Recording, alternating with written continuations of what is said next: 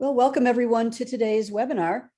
We are very excited to be here with the ACLCA to introduce the new PCR guidance. And with me today, I have Amlan Mukherjee, Heather Dilla, and Migdalia Carrion from the Federal Highway Administration. I'm Terry Swack, and I'm the CEO and founder of Sustainable Minds.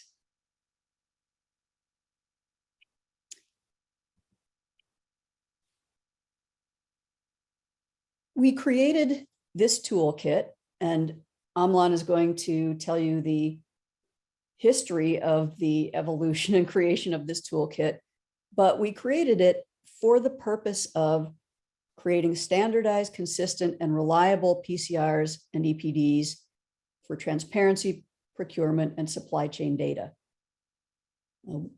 If you're here at this webinar, then you know that there has been an increasing demand for EPDs. People who never even heard the acronym before are talking about EPDs. It's kind of like a trendy thing now, EPDs in certain circles. So we're pretty excited to be able to bring the creation of EPDs to the next level and to help people really make better informed decisions. So it is pretty critical that we really tie together ISO standards, consistency in the way that LCAs are done, so that ultimately the EPDs that get produced can be put into or used with new digital reporting tools in accounting, construction, government agencies. And so from start to finish, there's new systems, new methods, new processes that we all need to start using to get to this new end state. So this new technical framework and the processes and tools that we've created to support it are the beginning of moving the industry in this direction so that we get this end state and so that EPDs can reliably be used to inform decision-making. So I'm going to turn things over to Heather to talk us through today's agenda and introduce our special guest, Migdalia. Heather. Thanks, Terry. Okay, I think you guys can hear me good, right? Mm-hmm. Sounds good. So today, what we want to start and spend a little bit of time on is the motivation behind the toolkit and give you some background on how the toolkit was formed and all the work that went behind it. So at first, we will start with Migdalia Carrion from Federal Highways. She leads the Sustainable Pavements program at Federal Highways. And she's going to give us an overview of the current state of government regulations, especially the Buy Clean Acts, and what is very important for public procurement, meeting those Buy Clean Acts. So we'll start with Migdalia to kind of set the stage and why comparability and transparency of EPDs is so important. Then we're going to lead into Dr. Amlan Mukherjee. Amlan is going to give us some of the background. He was the one that was contracted out by FHWA to lead a project to develop PCR guidance. And so he'll give us some background on what he found in the research and what the solution was proposed for moving forward. And also he is going to discuss a little bit how ACLCA's efforts and FHWA's efforts merge together to create the toolkit that you're going to see today. Amlan will go through the toolkit and how it meets and addresses some of the issues that he found in his research. And then lastly, we will end with a demonstration from Terry Swack. And she's going to go specifically through the toolkit and give you a perspective from a program operator's point of view. And then we'll have a little bit of time for question and answers. So if you guys have any questions, I'll moderate the question session. So please go ahead and put them into the chat. Or actually there's a Q&A section here. So you can put your questions in there at any time. And please note the speaker if it was during a particular portion of the presentation. So with that, we'll move it over to Migdalia. Thank you. Thank you so much, Heather. Can you confirm that you can hear me well? Yes, we can, Migdalia. Perfect, perfect. Good morning or good afternoon, depending where you are located today. As Heather introduced me, my name is Migdalia Carrion, and I am currently the Sustainable Pavement Program Manager for Federal Highway Administration, and today is for me an honor to provide some of the state and federal perspective on how the ACLCA PCR guidance that we are presenting today will be used or leveraged for the public agencies and the private sector in order to use successfully the use of EPDs in their procurement process. With that, please go to the next slide. Here, this is just a disclaimer required by our lawyers stating that everything I will be talking today is not a requirement by law. It is more for presenting information regarding what is public existing requirements, and as such, this should not be binding. Next. This next slide is also a requirement. It's all the acronyms that I will be talking today. I will make sure that I am spelling everything out as I go. If there is any doubt, please let us know in the chat and I will make sure that I spell everything out or explain it. Next. So let's get started. And as Heather mentioned, I would like to first introduce, make sure that everyone in the webinar understand, where we are coming from and how Federal Highway started this project more than 2 years ago, and how everything fit in everything in the procurement side of things. As you can see, transportation agencies, primarily Department of Transportation, have a key role in ensuring the embodied carbon emissions are accounted for. When we looking at the life cycle of pavement system, here on the right side of the graph, you can see a typical life cycle. Typically, when we look at the U.S. greenhouse emissions for the nation, typically it reflects saying that the transportation sector is at 29%, as is shown by EPA data here in the graph. But the reality is that this 29% is only focused on transportation industry tailpipes, mainly coming from burning fossil fuels in vehicles, trucks, ships, and airplanes. But embodied emissions from constructing and maintaining highways are sometimes omitted in this quantification. And when you look at the graph, we need to look at other industries to account for these embodied emissions. Furthermore, transportation agencies influence pavement design, material selection, material and construction specifications, and pavement treatment selection, and therefore drive improvements in these areas. So it's important for us, as we are in the public sector and are looking to inform the decision-making process, to use reporting tools that allow us to make those better decisions.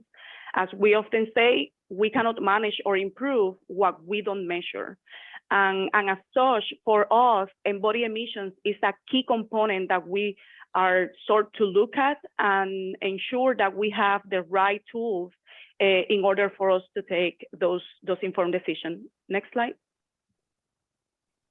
And this is a reason why public agencies and the private sector as well have turned their way to environmental product declarations. EPDs are reporting tools to communicate environmental impact in a standardized, transparent, and verified way in reports that we could use to inform our decisions. For example, EPDs can be used to communicate environmental impacts associated with the production of construction material, such as asphalt, cement, asphalt mixtures, concrete mixtures, and others materials.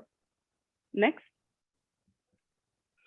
That's why when we are looking at what is happening at the state and local and even federal level, we are seeing more and more policymakers that are calling out EPDs in their bike clean policies. Here in the map, I'm depicting in color pink. In the color pink, you can see California, Colorado, and Oregon as the states that this state legislature has passed bike clean policies to use their procurement power to reduce their carbon emissions in the construction industry. Other states, such as Minnesota, Washington, and New York, they have considered, or even New York has passed similar legislation, even though they haven't necessarily called EPDs, but they are looking into reporting tools that could be used to use in the procurement process. Can you go to the next, please? When we look at the federal level, last year, Biden-Harris administration signed a few executive orders, which Executive Order 14 of 57 has been one of the most significant ones. As the name suggested, the executive order purpose is to catalyze the clean energy and use federal government scale and procurement power to achieve their national goals set by the administration. One of those goals is to achieve net zero emissions from federal procurement, including by clean policies to promote the use of construction material with lower embodied emissions. In order to achieve this, the executive order called for the establishment of a Buy Clean Task Force in Section 508. This Buy Clean Task Force has been created and a technical advisory committee has been formed, in which agencies such as GSA, EPA, USDA, DOD, DOE, and DOT are part of. And staff such as myself, and other members of DOT are part of these groups. We have been meeting weekly to discuss and recommend Buy Clean Task Force consideration, and I'm here quoting what the executive order mentioned in Section 303, consideration of embodied emissions and pollutants of construction material in federal procurement and federally funded projects. The task force needs to recommend, and this is from the executive order, needs to recommend the following: identifying and prioritizing pollutants and materials such as concrete and steel to be covered under a Buy Clean policy, taking into account the availability of relevant data, including from environmental product declarations and consistency with existing environmental reporting requirements.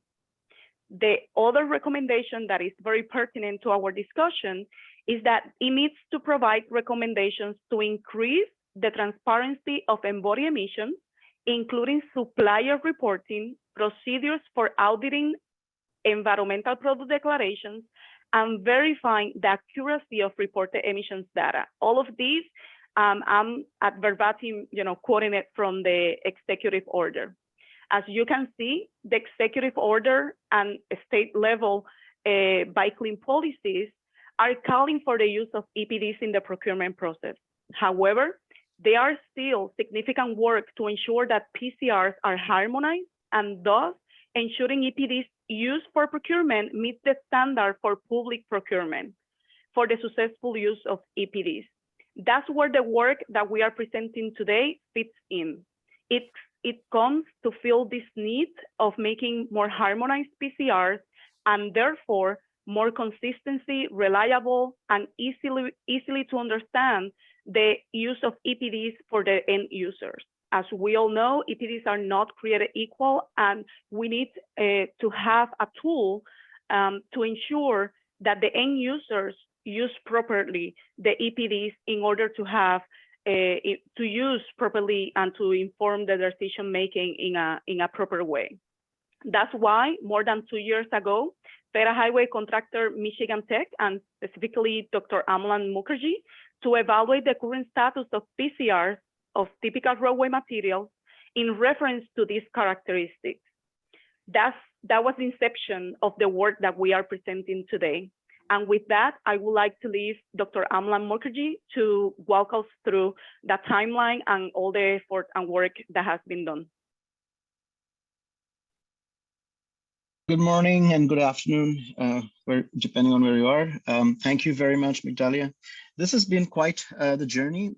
As Migdalia pointed out, Federal Highways, as part of the Sustainable Pavements Technical Working Group, we had a task order to look at where PCRs were since 2017 when California's Buy Clean effort started. it was obvious that eventually we'd need some way to create transparency in how EPDs were being delivered, as well as some way to create consistent, reliable delivery systems so that procurement decisions could be influenced by EPDs. And for that, of course, we need to go back to the roots of EPDs, which are the PCRs. So this process started in 2018. And while I was the PI on the project, much of the work was done by my PhD student at the time, Dr. Chaitanya Bhatt, who works for Asphalt Institute now. And what we did was we went and looked at all the different criteria that were in the different ISO guidelines, 21930, as well as 14025, requirements for putting together a PCR.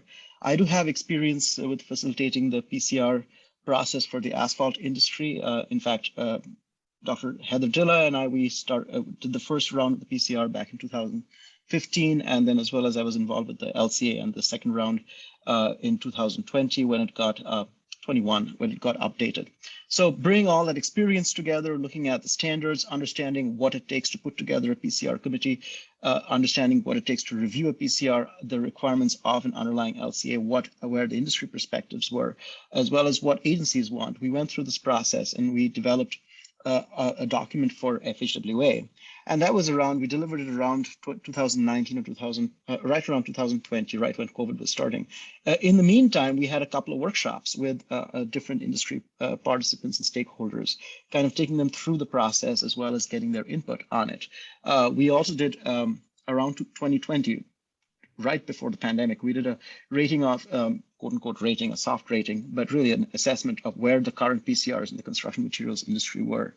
And based on that, we found certain things that the PCRs were doing very well, and there were other areas where there was a need for improvement.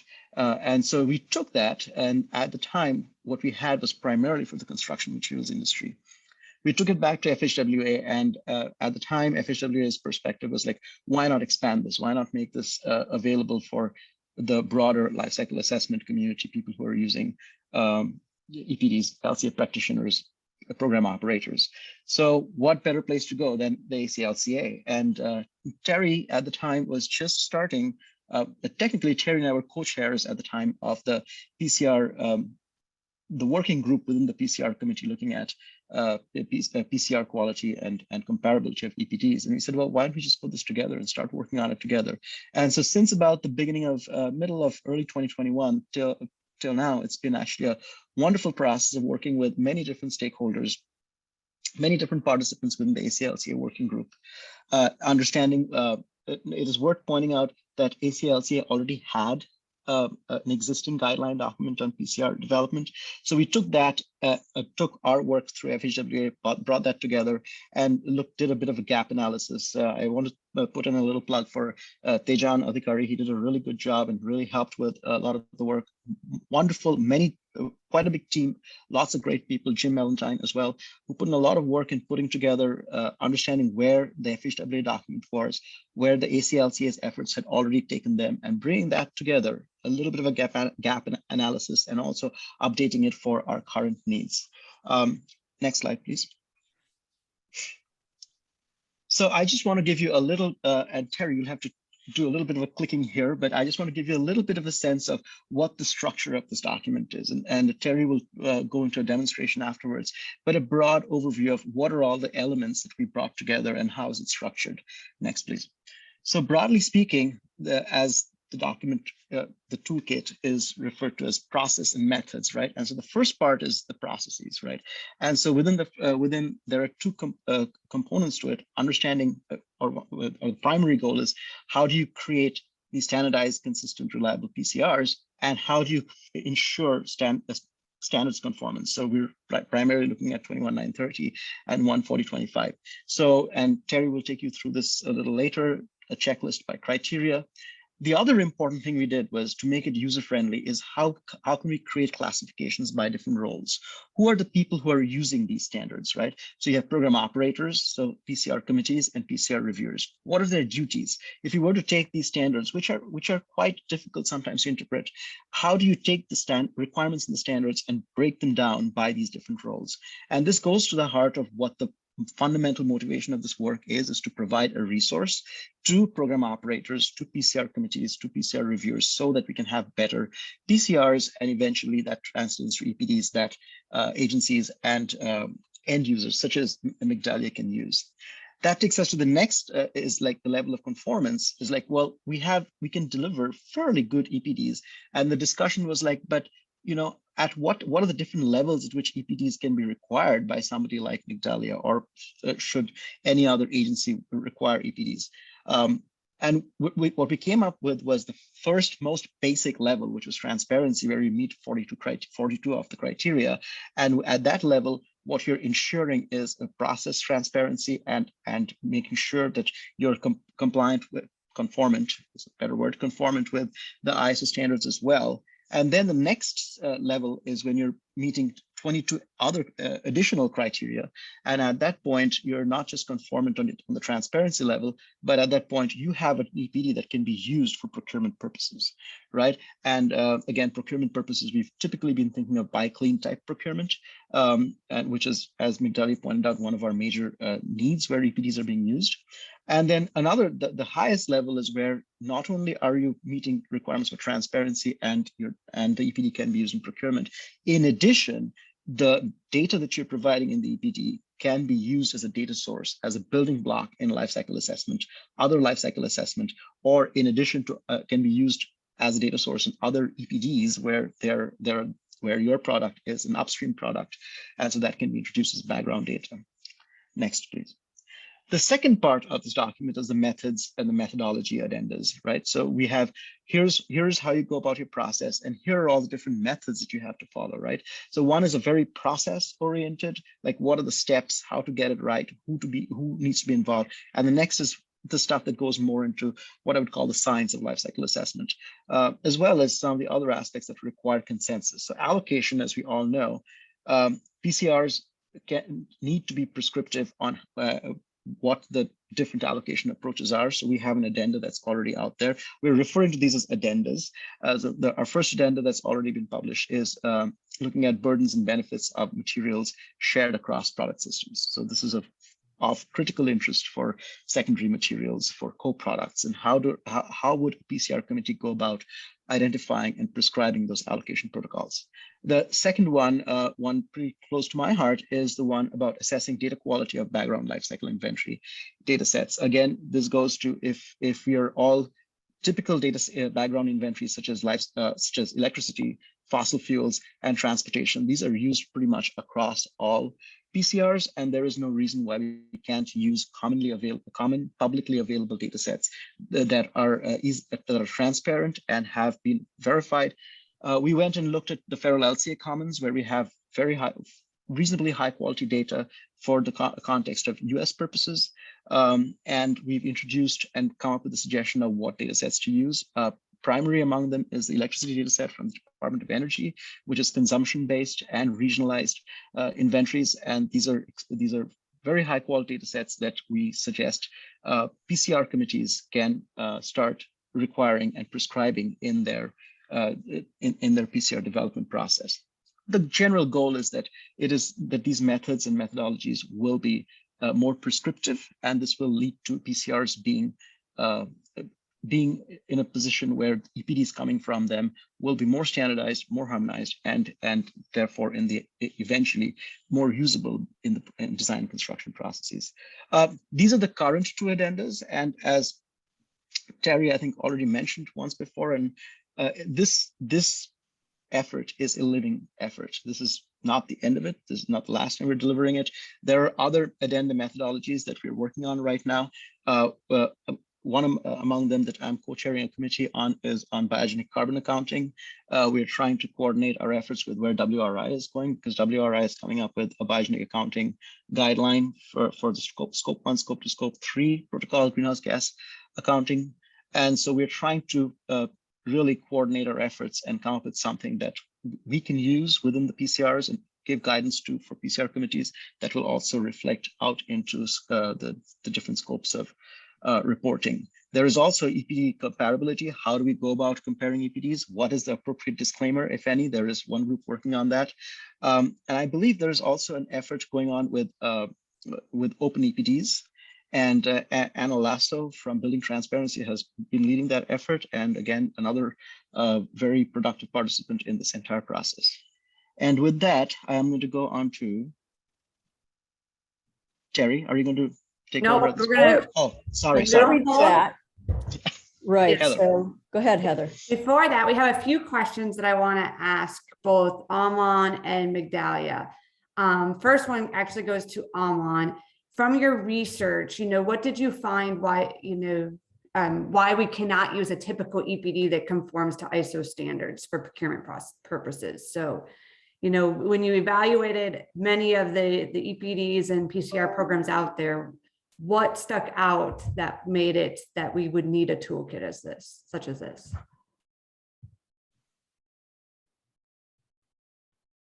Heather, do you want me to take on that? Yes, that's for you.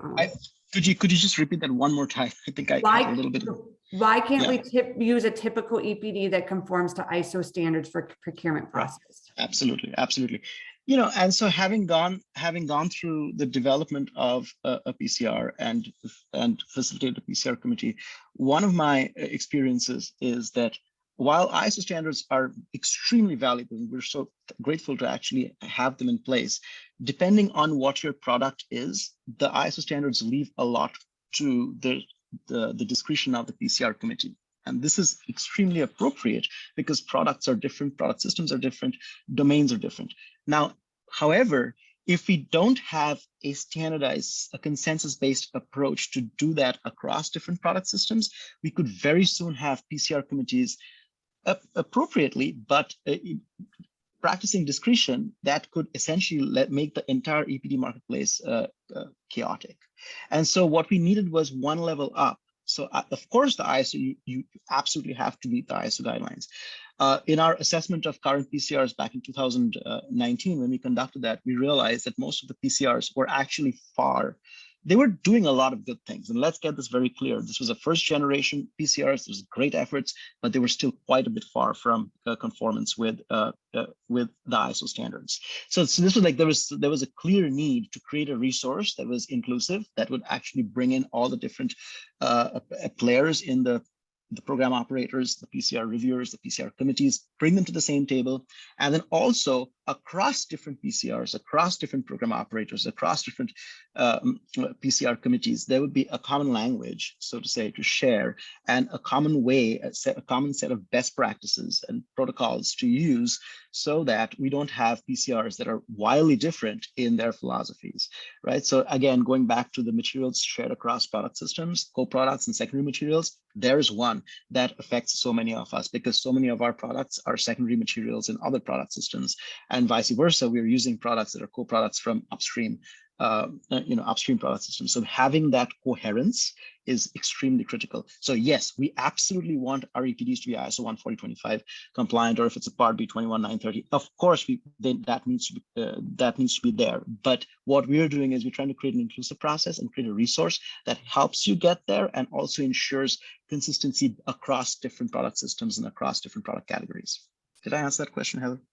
Yeah, and I think that's really key to the broader vision that FHWA may be looking at, and that's the use of EPDs. If they collect enough of the EPDs, they could use them into broader design decision making, and so that, or they could also use it to determine which strategies to reach net zero. And both of those are very important, that there's harmonization across different product sectors in order to reach those goals and methods. Amlan, I know you want to chime in. Also, before you do that, one of the things that I would like to iterate is one of the key contributions that I think is important to iterate that you mentioned is that this is an inclusive process. The checklist sectors out and tries to clearly communicate what are the decisions that the program operators need to make versus what are the decisions PCR committee should be making versus the PCR review panel, and clearly communicate and sector out those various criteria. Amlan, go ahead.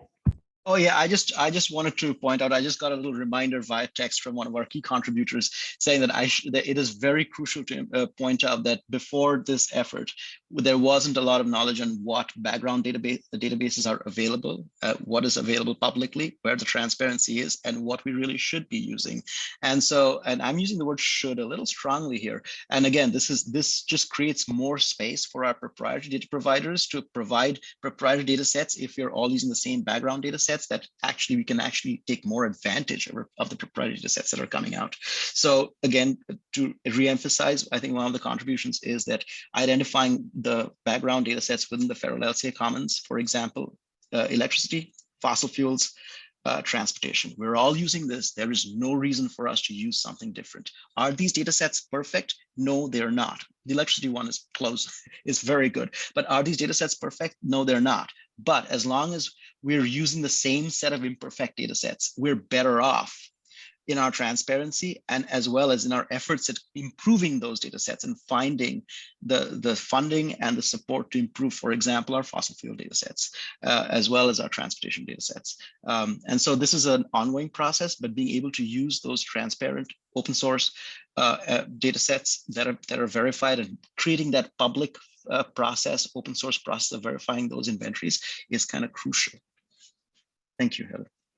Yeah, and those database or the data sets are coming from the LCA Commons. So if you wanted to, I think Amlan, you can put that in the chat here so that people can reference that, because there was a question about that as well.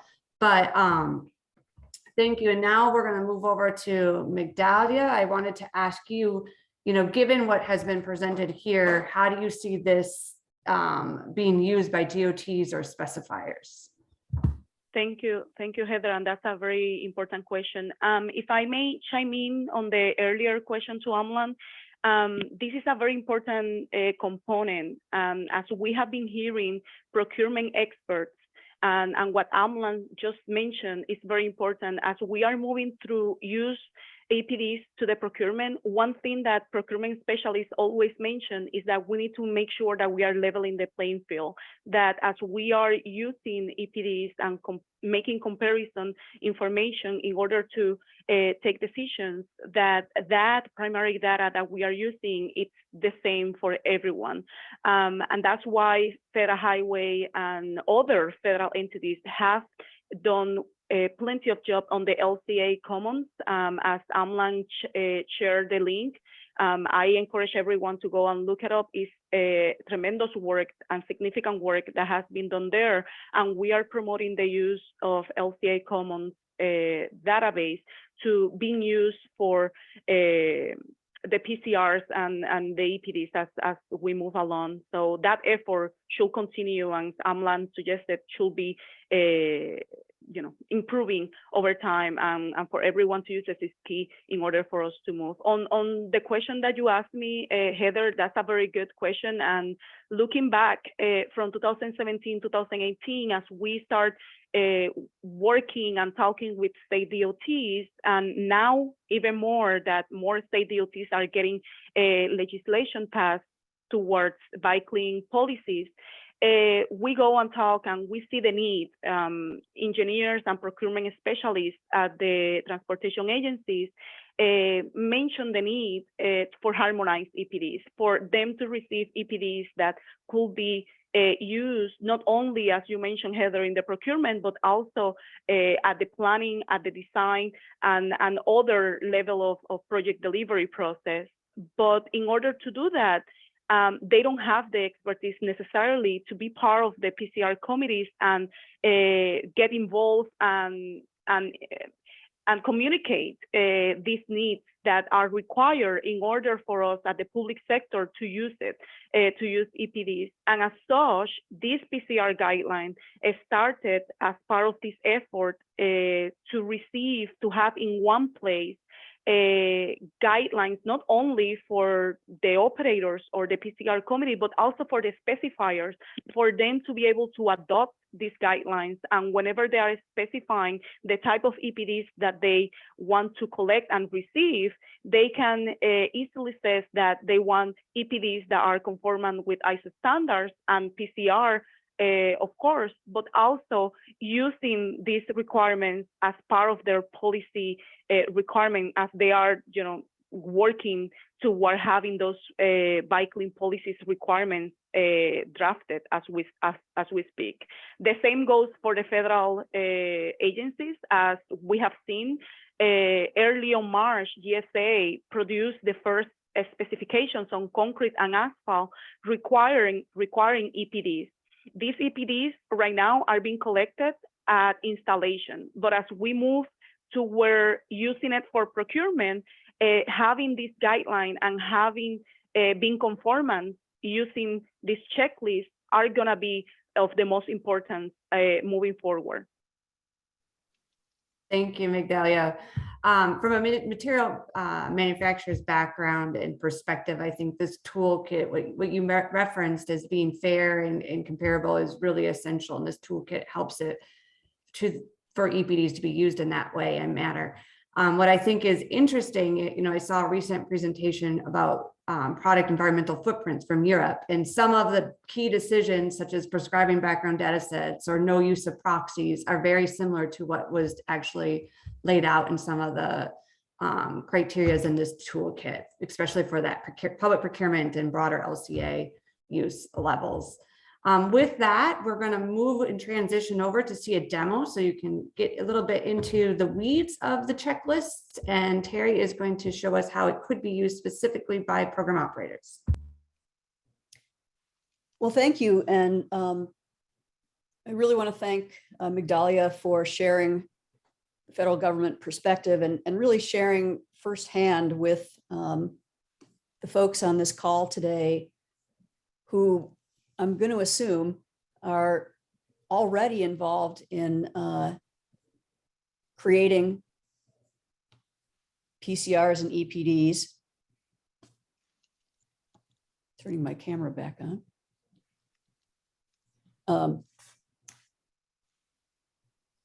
So we're going to talk about how the people on this call can be involved in creating PCRs and EPDs at the federal government doing public procurement, and also organizations doing private procurement can demonstrably identify that the PCRs and the EPDs are being created using this framework and therefore can be relied upon to deliver the results that people are looking for. So I'm going to dive a little bit deeper into the components that Amlan described.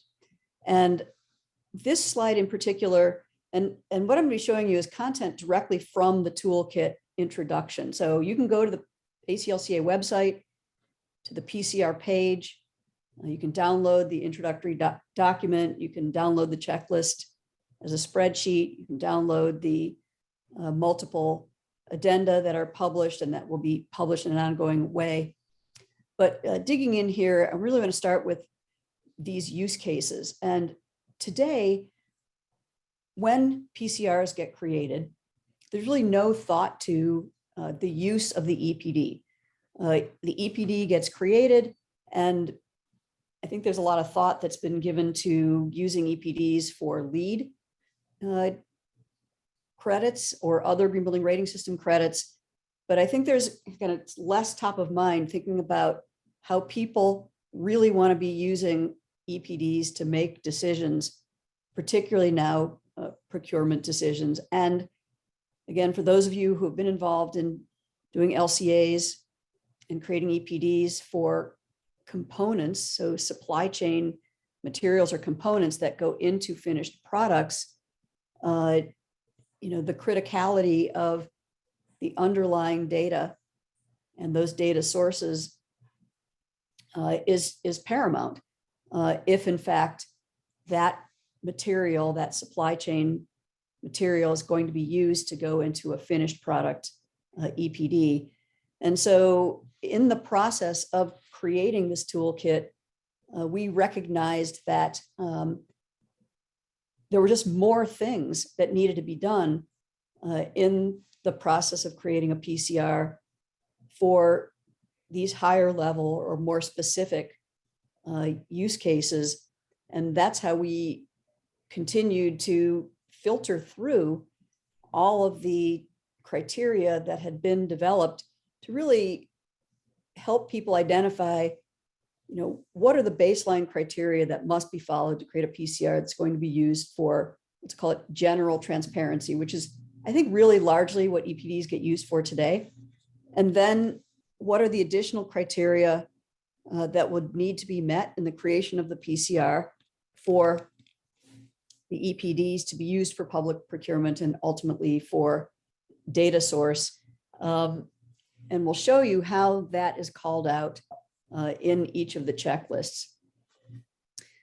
We're not going to drill into the actual spreadsheets today. I'm going to just give you an overview. These are pretty long.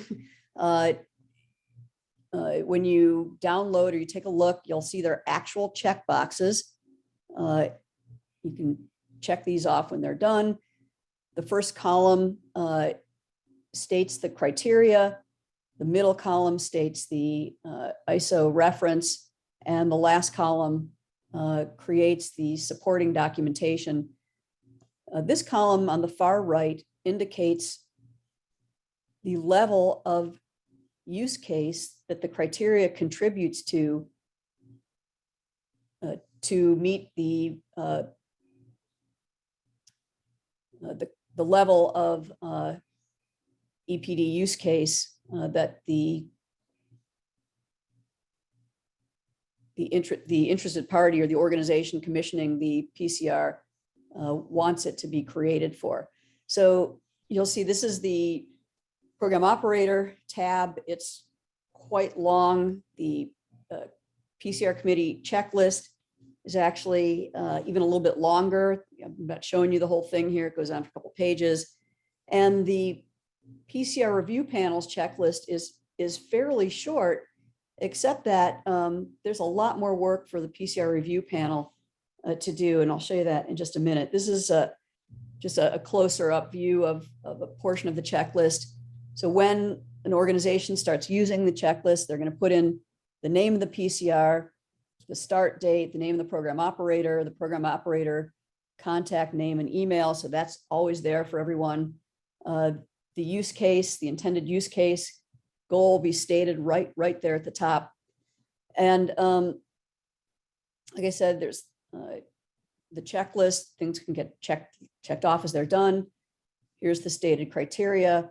Notice we've bolded whether it's a shall or whether it's a should. Most of the things are shalls, some of them are shoulds. We again reference the standards and other documentation that the criteria is based on. And then this column, this is the supporting documentation. This is what needs to be created and provided to the PCR review panel. So the PCR review panel can ensure that all of the criteria for each of the required for the EPD use case goal has been executed. So notice there's a little bit of red text here. And what we've done is in each of the role checklists, this red text indicates the process for implementing the guidance. So integrated into the criteria is, if you're the program operator, the first thing you need to do is update your governance documents to show that you are going to be creating PCRs that are conformant to this guidance. And then that documentation will need to be provided to the PCR review panel to ensure that the program operator is operating in conformance to the guidance. They're also having to check off, yes, they will use the checklist to create the PCR. They will operate again according to guidance that's already been documented in ISO standards, but we also put in some additional operational or process guidance in response to things that we've seen happening over the past number of years from program operators. And one of those things that we've seen happening is that frequently program operators will let a PCR expire without keeping it current or up to date. And many PCRs will get extended if they don't get updated in a timely fashion. But we've seen many PCRs get extended and extended and extended. And, frankly, it's unfair to manufacturers who want to create EPDs in response to industry demand to then have to use EPDs that are old and expired, rather than either being able to drive the creation of a new PCR. Maybe it's an industry group that hasn't really moved it forward, or the program operator hasn't really stayed in touch with the industry group to keep it up to date. So part of this initiative and bringing program operators into operating according to this guidance is to ensure that existing PCRs get maintained so that they don't get out of date. And in fact, one program operator, the Asphalt Institute, has the rule now that when the PCR expires, all the current EPDs also expire. So that's kind of an interesting strategy to really tie EPDs to the PCR to make sure that they are created from the most current PCR. So this is going to be a little bit of additional work for people on review panels to make sure that all of the things that need to be done actually get done. But it is the thing that will create the assurance in the marketplace that the PCR and the EPD have been created this way and will then deliver reliable results. One of the things that Heather touched on and Migdalia did as well is that when some of the early federal government policies were being drafted and released publicly, there was an indication that if federal government agency people determined that the PCR was not written to deliver the information that they were looking for to create procurement decisions, that they would then go ahead and trigger the creation of a new PCR. Or, and this wasn't really articulated, but it could have been interpreted that the federal government could go ahead and become a program operator and start creating PCRs that then would deliver results that made them feel confident that they could use the EPDs to make decisions.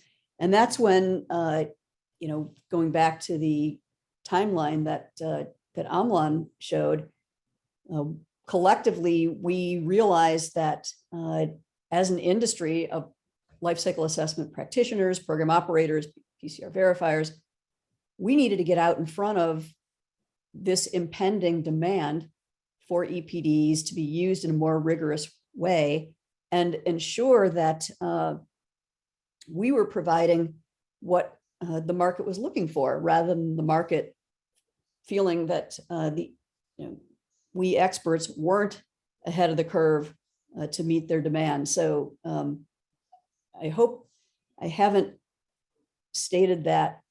I hope I haven't understated the importance of why the industry should be adopting and now delivering PCRs and EPDs according to this guidance. Now, I started out at the beginning saying that part of creating standardized PCRs and EPDs is so they can be digitized. And really what we're looking at as we look at how things get published in the rest of the world, now most things get published in digital format before they get printed, or some things never get printed. This is kind of one of the last holdouts in industry, where things only end up encoded in PDF documents.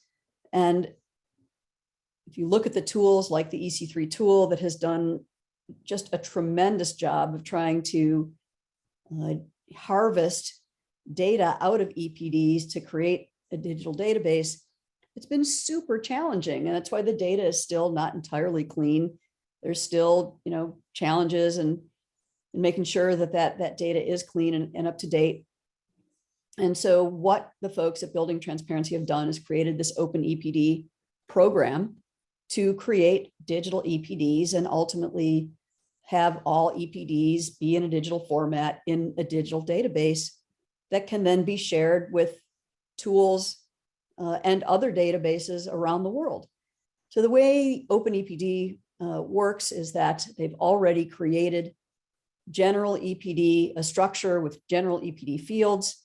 Then when a PCR gets created and there are any additional PCR specific fields, there will be an EPD template that gets created using the general EPD template plus new PCR specific fields.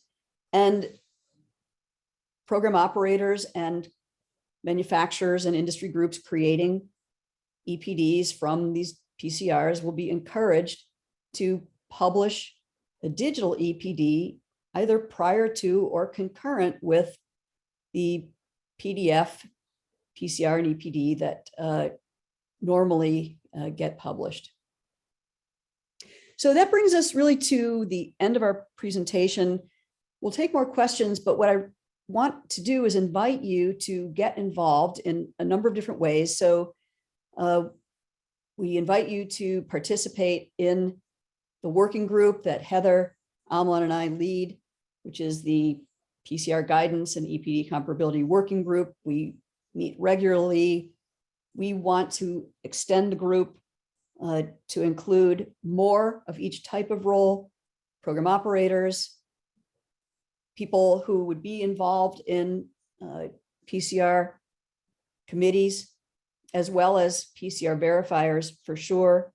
You can contact me or Debbie to be added to the group. This group is also responsible for overseeing the creation of the addenda.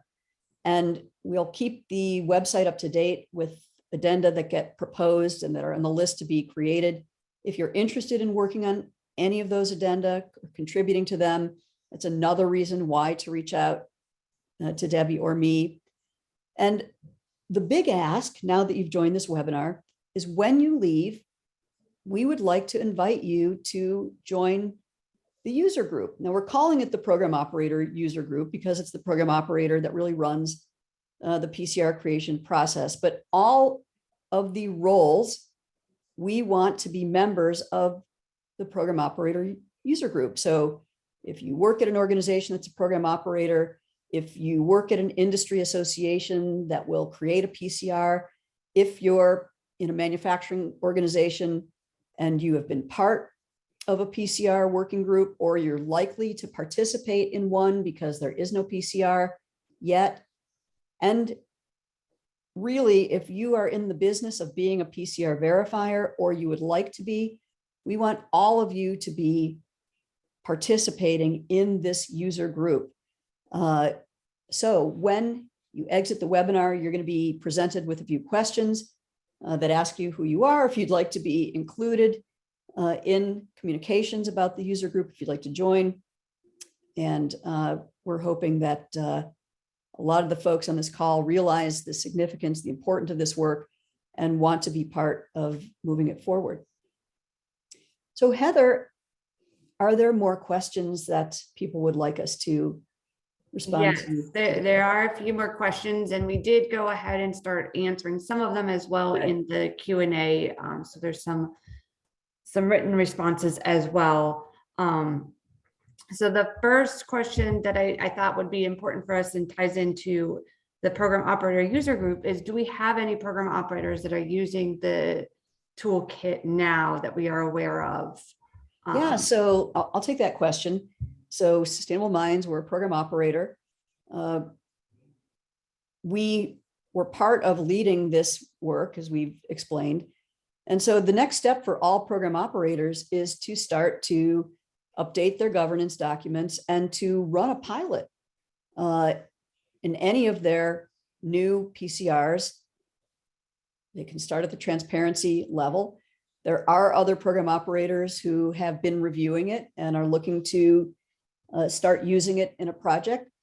So we will be working even more closely with all North American program operators to get them into a pilot.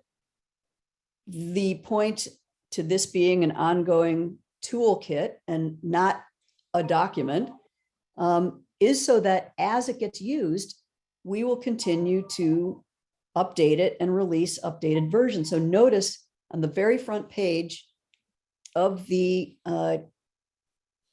toolkit, it says version 1.0. And as there's more feedback from the user groups, from the program operators, we'll update the guidance and release new versions. So we're excited to find out, what doesn't work, what might be asking too much, what might be asking too little. Maybe people come up with some great process ideas. We'll continue to share that information in these releases. And if you're a verifier or someone who would be part of a PCR committee and want your program operator of choice to create your PCR conformant with this guidance, then please make that recommendation and help drive it forward in that way.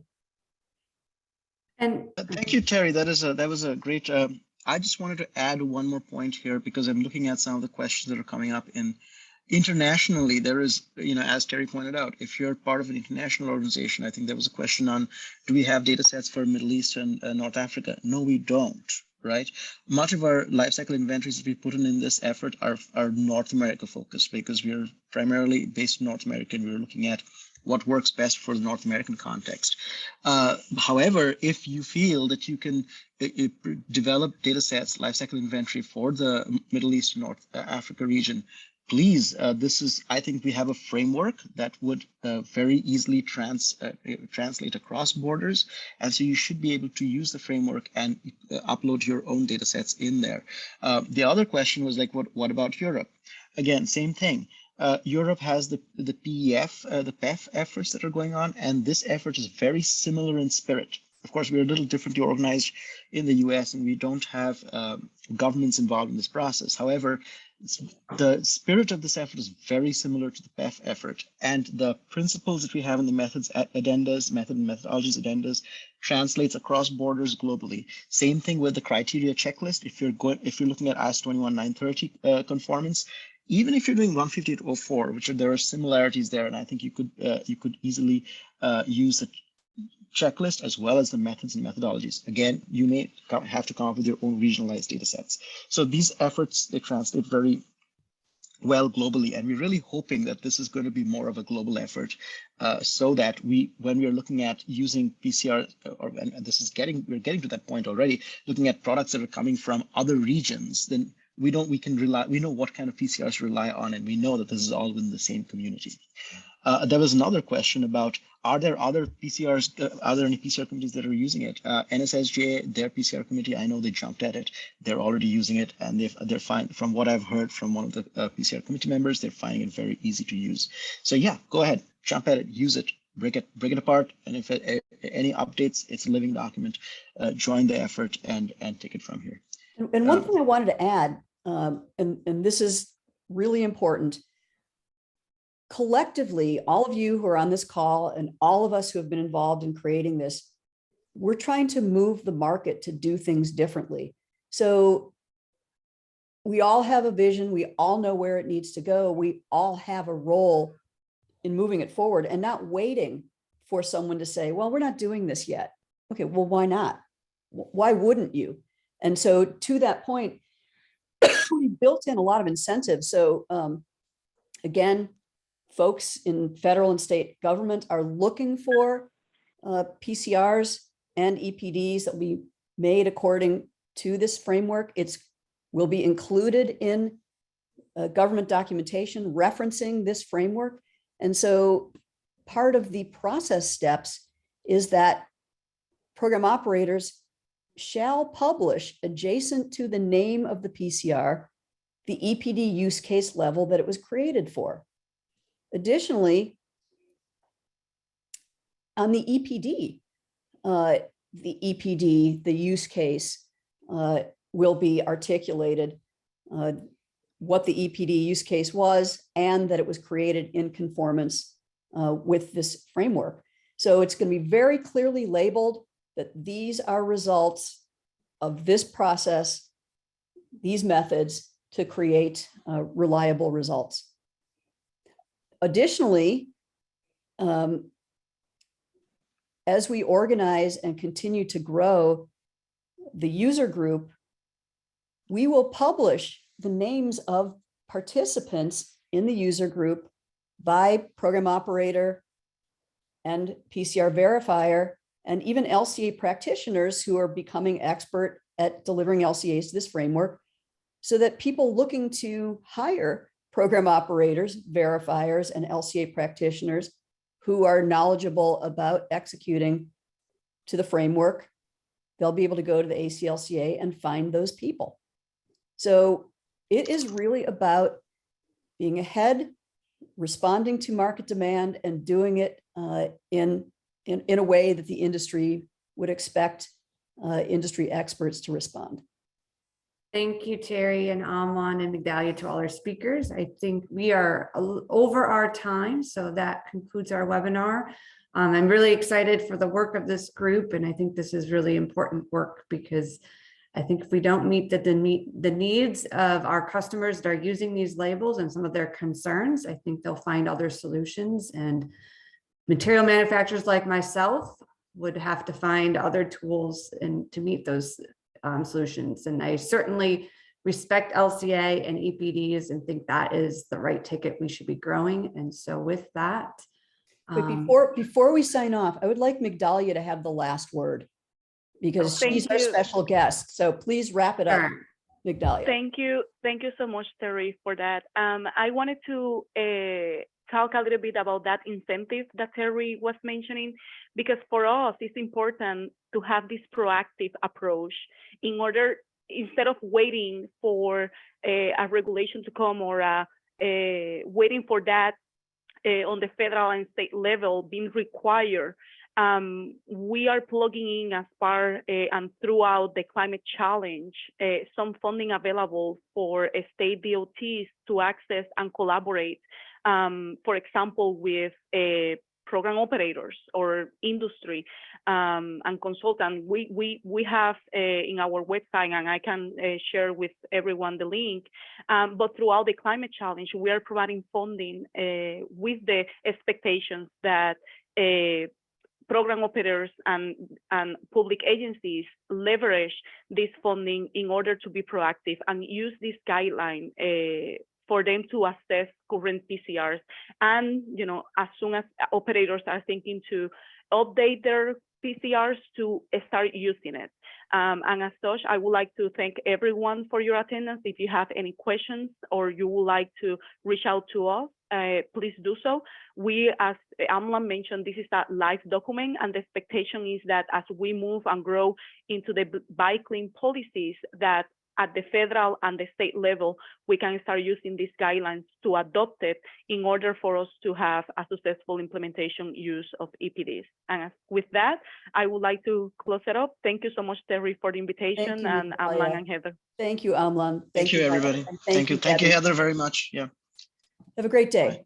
Bye. Bye.